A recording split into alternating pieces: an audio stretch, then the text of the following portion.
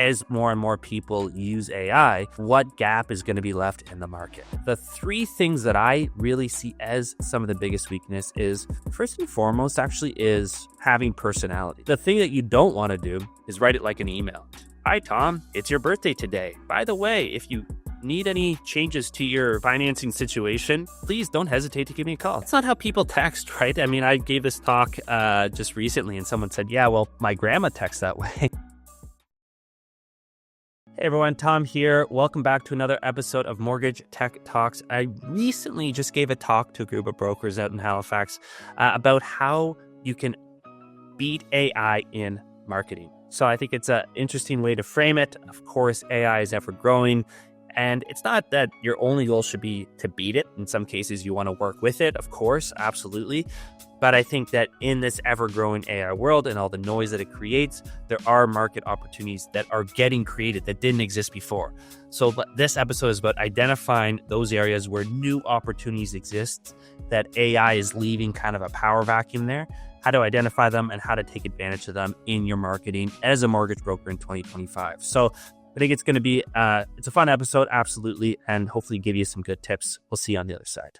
Hello, everyone. Yeah, welcome back to another episode of Mortgage Tech Talks. Yeah, this one here, this is an interesting one. You know, I think that we're hearing a lot about AI. I've talked, of course, a lot about it on this podcast. And I think there's a lot of information out there of how it can amp up your marketing. And I think that it's very interesting. I think it's, of course, very important to pay attention to these things.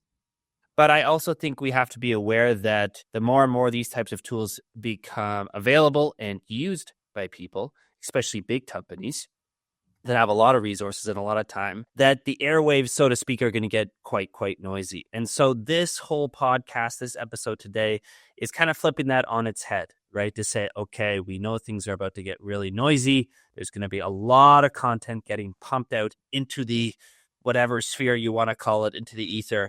How do I differentiate in this growingly noisy world? How do I stand out? And this isn't to say, you know, you should be doing these types of tactics I'm going to talk about today, which is kind of more how do you stand out among the noise and not take advantage of these AI tools. I think it's both, right? So I think for anybody listening who really wants to amp up their marketing, I think you have to use these AI tools and use them in an area in which they're very good, but also recognize the areas that maybe they're not so good. Actually, maybe they're bad, not just not good, but actually bad, and they have some weaknesses. And how do you understand those weaknesses and take advantage of those weaknesses? And I think it's both, right? For anybody listening, I think it's absolutely both. So let's get right into it here. The first thing is just to show you a couple surveys that I looked up, just to show you that I'm actually not talking out of my butt here in terms of marketing and AI. So the first thing I'm going to show you here, this was a survey done among Fortune 500 companies, done by McKinsey, which is a big consulting firm. And on the screen here, you can see it here, there's kind of small, so I'll describe it anyways. But basically what it was, first of all, it shows that adoption's going up and up and to the right, of course. But what this survey did, at least this section that I'm highlighting, it said, okay, but not just up and to the right, but how are you using it? And it asked, okay, using it for IT? Are you using it for service? Are you using it for marketing and sales? Are you using it for corporate finance? Are you using it for manufacturing? Basically all the different functions. And of course, the number one function that these Fortune 500 companies see as an opportunity for AI was marketing and sales. 34 out of the 100 respondents checked that off, about a third. The next one was 23, being product or service development, and the third one being IT at 17. So it's double the third place at 34. So a pretty strong first place, marketing and sales. And then it goes on to say, well, how are you going to do that in marketing and sales? Well, we're going to do content support and for marketing strategy. We're going to do personalized marketing, and we're going to do sales identification and prioritization. Marketing is squarely in the crosshairs of these big companies. And for anyone who's listening as a broker, I've always said our competition isn't each other. It's, usually the bank, right? The people who are going direct to these big institutions. And guess what? Big institutions, of course, have lots of money. And this is how they're thinking. They're saying we're going to use all of our money and our resources to go after marketing and sales. Over a third said that. And we're going to target marketing squarely for content support and personalized marketing. that's one thing but that's just a survey, right? So maybe there's some criticism out there to say, okay, well, okay, sure, but that's what people say. But what's actually happening in reality, right? Is this actually happening? Is this actually what we see? And to dig into that one a little bit, I found this other study that was so that study that I just did showed you there was early 2024, so maybe about a year old now. This next one is later. It's August 2024, so about 6 months later, 6 months ago, if you will. And what it talks about is not just theory or anything like that. It talks about how these Fortune 5 companies are already using AI in their businesses. And so what you can see here, it says, hey, a study finds that 11% of Fortune 500 blog articles are likely to be AI generated. So think about that for a second, right? Like ChatGPT only came out in November 2022. So we've had it for just over 2 years, but companies have been writing blogs for decades, right? Let's call it decade, probably 30 years, probably 40 years, something like that. Let's call it 30 years. They've been writing these for a very long time, but just in 2 years since we've had really AI proliferate, 11% of all blogs ever written all out there are being AI generated. So it's exactly what we saw. These Fortune 5 companies aren't just paying attention to it, they're actually implementing it in their day-to-day. And blogs are a very interesting first place to start. And I think it talks to kind of something I alluded to just a few minutes ago about where is AI good and where is AI not so good. So that's where I kind of want to shift to next, right? So AI, I mean, most people listening to this who have used ChatGPT can probably answer this question, right? And what I think it's very good at is a couple things, right? I think that it is very good at, I use it a lot for brainstorming. So giving kind of new ideas, almost like a search engine, right? Where a more collaborative search engine where you're looking for answers, you're looking for ideas, and you can kind of have this back and forth conversation. It's great at summarizing information, right? So you can give it maybe a big document and it can go through and kind of summarize it and tell you what it's all about. And the third thing is it's really good at providing maybe explanations to very complex topics. Really very much so what a blog would be, right? Of saying, hey, there's this complex topic of, this new stress test, the new stress test rules, or perhaps, hey, these new mortgage rules that came out in Canada in December, write a blog article about what that means. And it's very, very good at that. So those are the areas I think it's good at. And as you can see, just in my examples that I'm giving, blogs are right in that wheelhouse, right? I think blogs are absolutely ready to be disrupted. We're seeing it in the stats, that 11%. And I think it just makes sense, right? I think anybody writing a blog today is at the very least augmenting their blog writing with something like ChatGPT, some AI systems. So I think that's what it's really good at. So again, it's not don't do those things and don't use AI to help you in those areas. Absolutely do. But this whole episode is about, okay, doing both. How do we do both? And so then the other side of it is, okay, then what is it? Not only is it not good at, but what is maybe AI actually bad at, right? What is it so much that it, is actually maybe an advantage in a way that we can, in this noisy world, as I put it, have an advantage. As more and more people use AI, what gap is going to be left in the market? And so, yeah, the three things that I really see as some of the biggest weakness is, first and foremost, actually is having personality. And this is something that I think is probably underrated, that will soon become properly rated, I think, so to speak, in the coming years, because it's going to be so important, right? To be able to show off your personality, show that you're a real human, with real desires and interests and likes and dislikes. That's going to be so important. So an AI just doesn't have that. And people might be listening and say, hey, you can tell it to, I don't know, be a little mean or be a little bit nice. But at the end of the day, it's the same model, right? So me here on this side of the world, telling ChatGPT to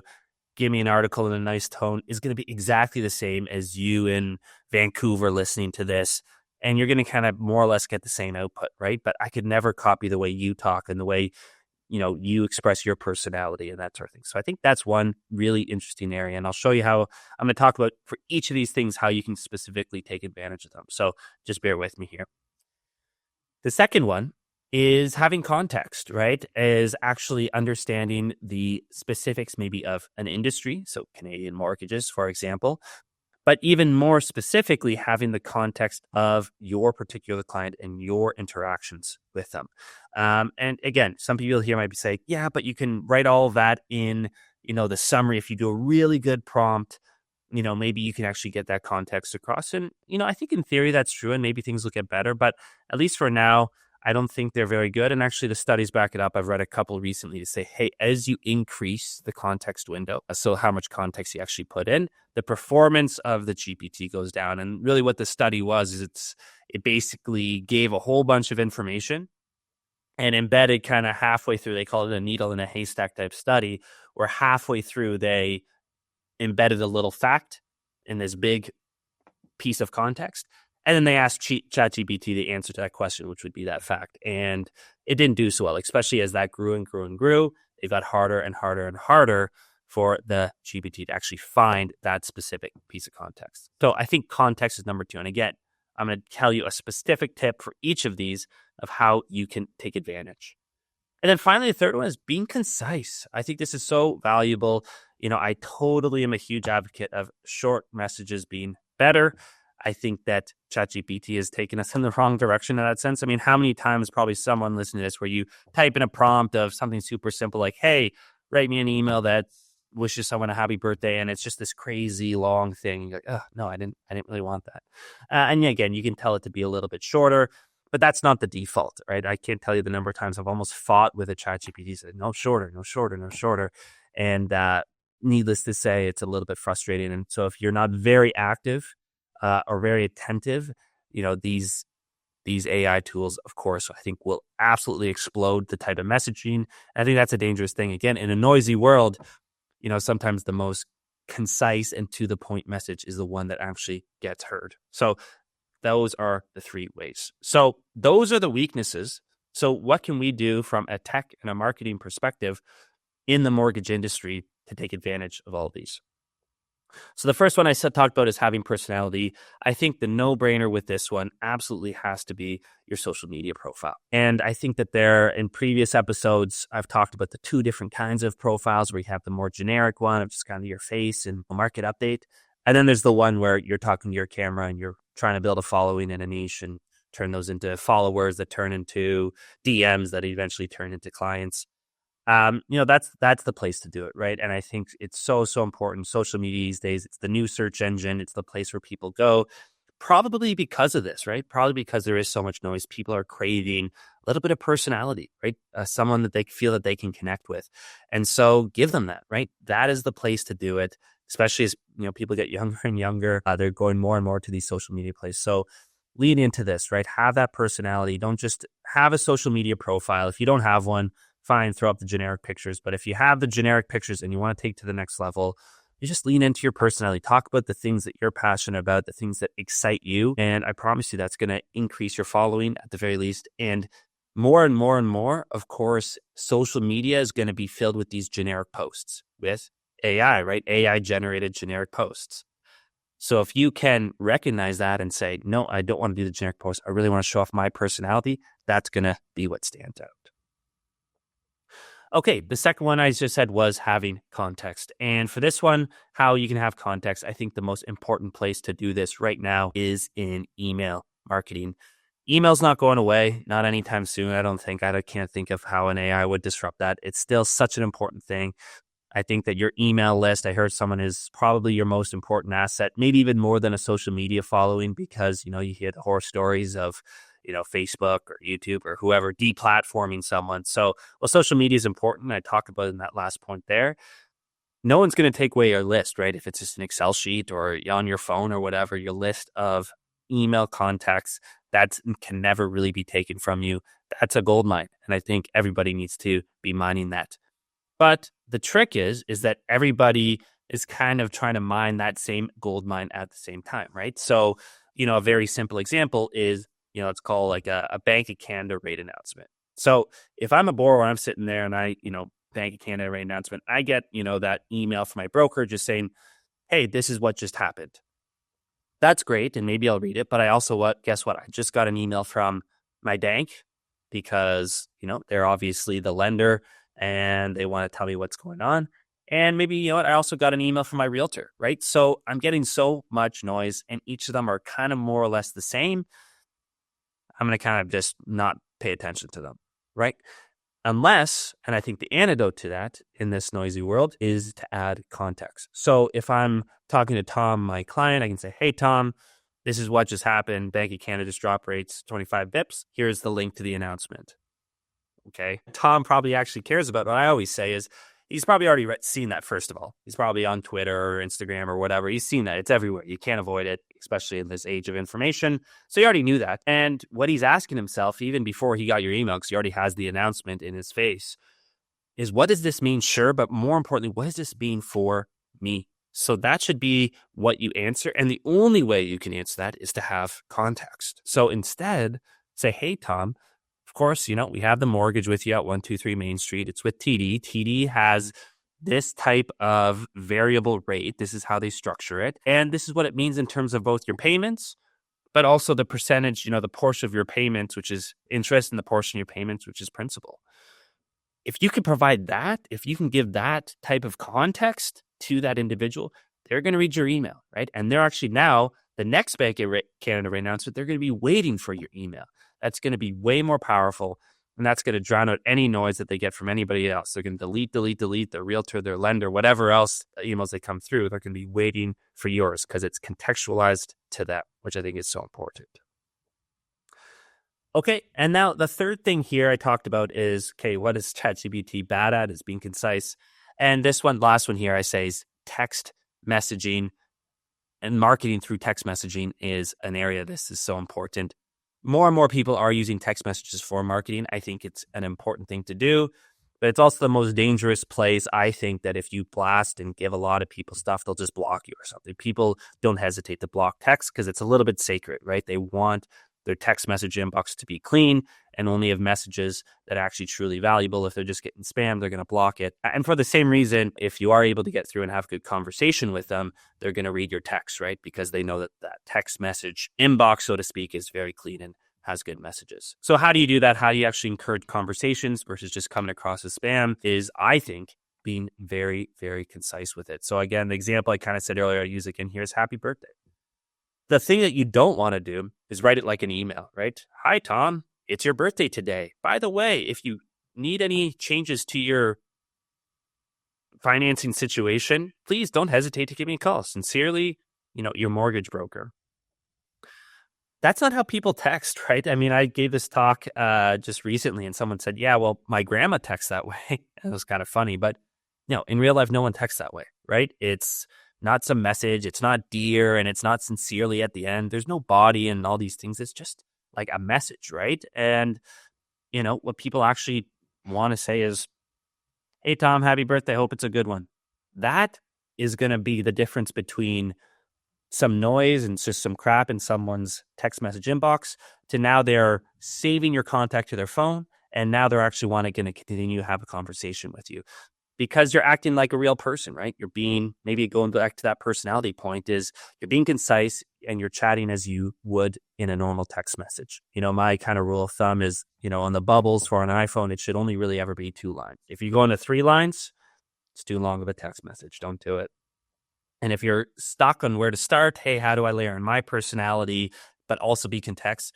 Just open up your text outbound messages in your phone and find the last text message you sent to like one of your family members or one of your friends, and just use that, right? That's your personality, and I probably can guarantee it's pretty concise, because again, that's how people talk. So I'll leave it there for now. So those are kind of 3 ways. Okay, yes, ChatGPT AI is very good at these things, but it's actually bad at these other things.